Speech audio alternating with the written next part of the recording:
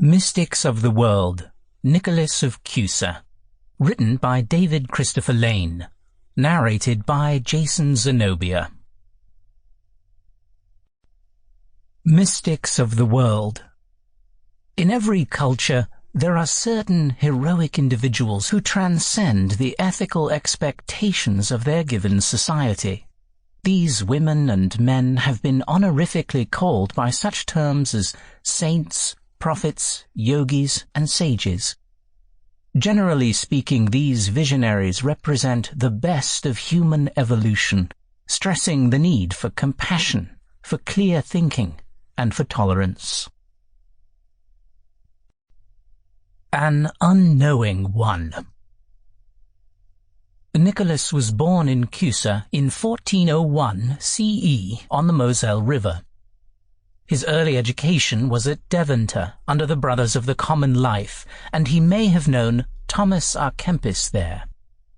His university studies began at Heidelberg and continued at Padua, where he received a doctorate in canon law in 1423. After returning to his native Rhineland, he studied philosophy and theology at Cologne, where he also practiced law. In February 1432, he went to the Council of Basel.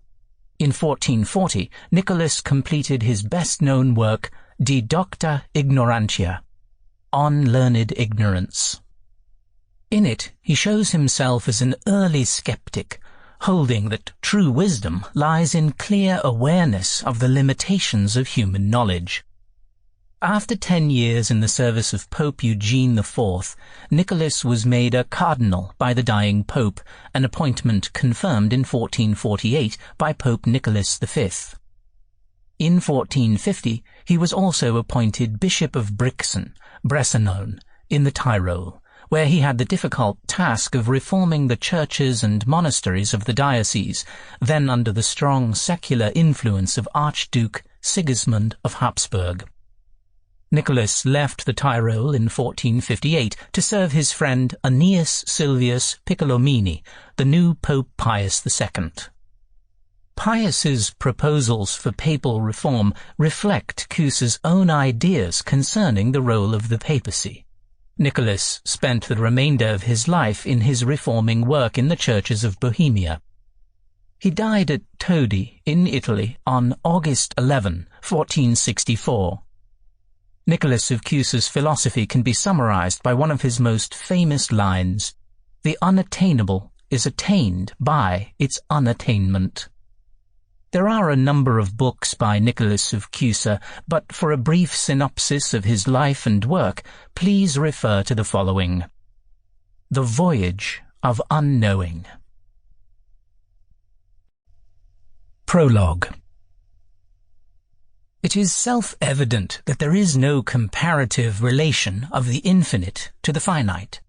Therefore, it is most clear that where we find comparative degrees of greatness, we do not arrive at the unqualifiedly maximum, for things which are comparatively greater and lesser are finite. But, necessarily, such a maximum is infinite. Therefore, if anything is posited which is not the unqualifiedly maximum, it is evident that something greater can be posited. 1. Therefore, every inquiry proceeds by means of a comparative relation, whether an easy or a difficult one. Hence, the infinite qua infinite is unknown, for it escapes all comparative relation. 2. However, the composed is not from itself, but rather from that which precedes all composition. And although the domain of the composed and everything composed are through this, that which they are, nevertheless, since it is not composed, it is unknown in the domain of the composed. 3. But since comparative relation indicates an agreement in some one respect and, at the same time, indicates an otherness, it cannot be understood independently of number. Accordingly, number encompasses all things related comparatively. 4. Therefore, number, which is a necessary condition of comparative relation, is present not only in quantity, but also in all things which in any manner whatsoever can agree or differ either substantially or accidentally. Perhaps for this reason Pythagoras deemed all things to be constituted and understood through the power of numbers. 5. Both the precise combinations in corporeal things and the congruent relating of known to unknown surpass human reason to such an extent that Socrates seemed to himself to know nothing except that he did not know. And the very wise Solomon maintained that all things are difficult and inexplainable in words. 6. And a certain other man of divine spirit says that wisdom and the seat of understanding are hidden from the eyes of all the living. 7. Even the very profound Aristotle, in his first philosophy, asserts that in things most obvious by nature such difficulty occurs for us as for a night owl which is trying to look at the sun. Therefore, if the foregoing points are true, then since the desire in us is not in vain, assuredly we desire to know that we do not know. 8. If we can fully attain unto this knowledge of our ignorance, we will attain unto learned ignorance. 9. For a man, even one very well versed in learning, will attain unto nothing more perfect than to be found to be most learned in the ignorance which is distinctively his. 10.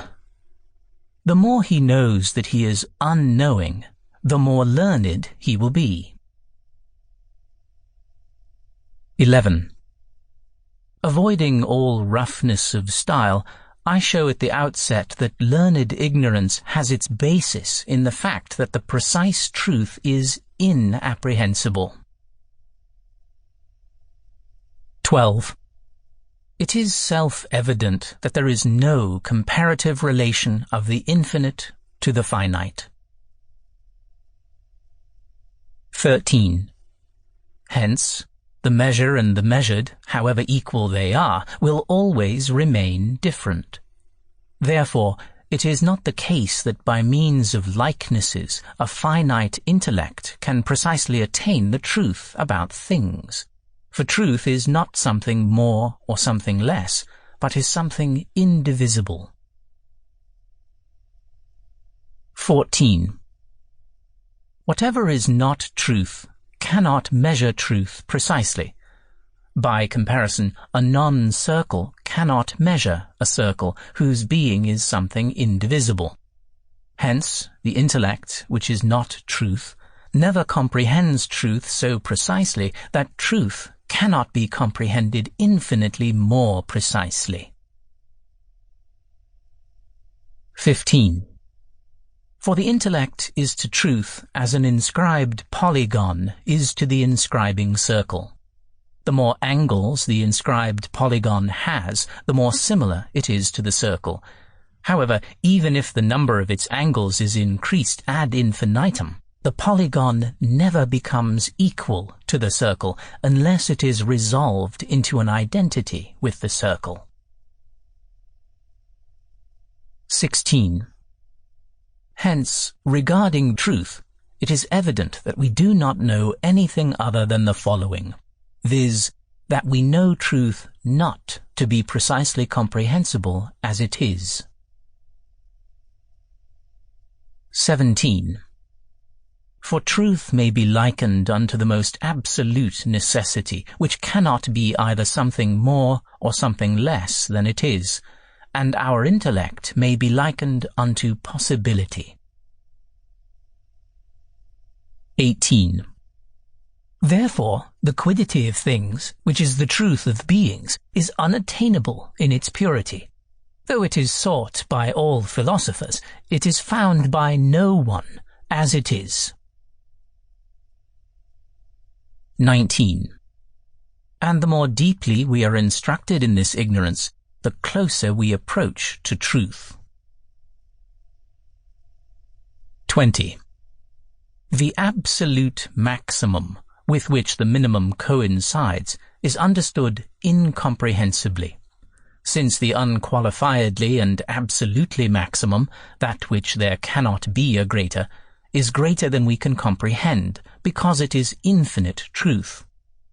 We attain unto it in no other way than incomprehensibly. 21. However, the absolutely maximum transcends all our understanding, for our intellect cannot, by means of reasoning, combine contradictories in their beginning, since we proceed by means of what nature makes evident to us. Our reason falls far short of this infinite power and is unable to connect contradictories which are infinitely distant. 22. From these considerations, it is most clearly evident that the absolutely maximum is both incomprehensibly understandable and unnameably nameable. Epilogue. Accordingly, absolute oneness cannot be comparatively greater or lesser, nor can it be multiple. Thus, deity is infinite oneness.